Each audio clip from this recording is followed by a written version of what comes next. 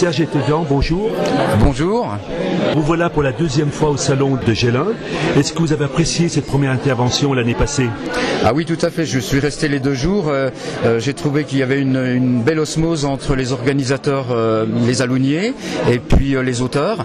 Osmose qui est renforcée par un repas en commun et une belle entente tout au long du salon. Vous venez cette année avec le 2e volume de la Préservée de Sainte-Ursule. Alors j'avais prévu effectivement comme ceci au départ et j'ai eu quelques soucis de santé et d'autres soucis qui ont retardé mon écriture. Donc le 2e livre, le livre 2 donc de la Préservée de Sainte-Ursule va paraître en fin d'année. J'ai été obligé de différer de quelques mois. Est-ce que vous pouvez cependant nous en parler un petit peu?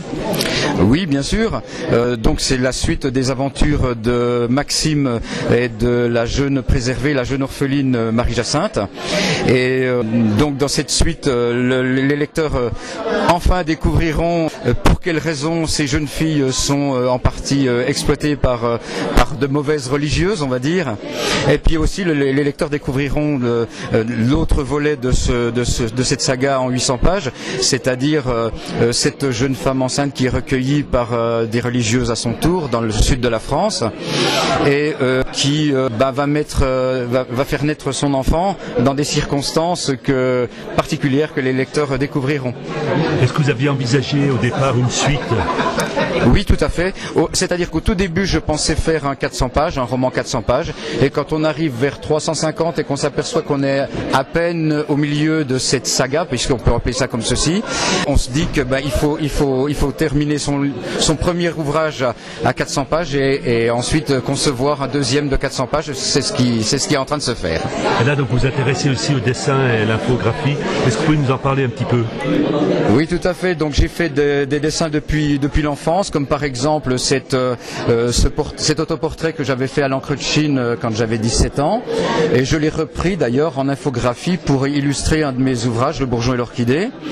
Et j'aime l'infographie comme j'aime le dessin. Je crée pas mal et je crée des affiches pour l'association Bressane culturelle dont je fais partie. Et puis je crée aussi des couvertures d'ouvrages pour des collègues auteurs qui ont besoin de création. Pouvez-vous nous lire un extrait de votre livre? Le regard effrayé de Suzanne est ébloui. Elle porte la main devant son visage ruisselant pour protéger ses yeux. Le noir du rimel de ses cils se dilue et veine le blême de ses joues jusqu'aux commissures de sa bouche entr'ouverte et aphone. Sauvez-vous, c'est mal passé. Le barrage vient de céder. La flotte arrive, bon Dieu. Courez, lui crie la silhouette d'un cycliste déjà plus loin. Mon Dieu, et Jean, pense Suzanne. Jean murmure ses lèvres fébriles. Jean articule sa mâchoire tremblante. Jean veut crier, sa gorge tétanisée. Jean hurle Suzanne. Elle doit agir, elle veut agir, mais la jeune femme est atterrée.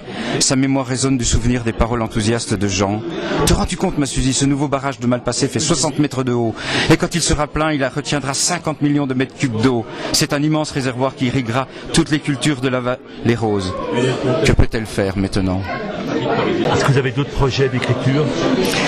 Pas pour l'instant. Enfin, c'est en train de mûrir. C'est un peu trop tôt pour en parler. On va dire peut-être sur Poligny, là au-dessus de Poligny, où il y a notamment le trou de la Lune et la falaise de la Grande Corniche, et avec une vue sur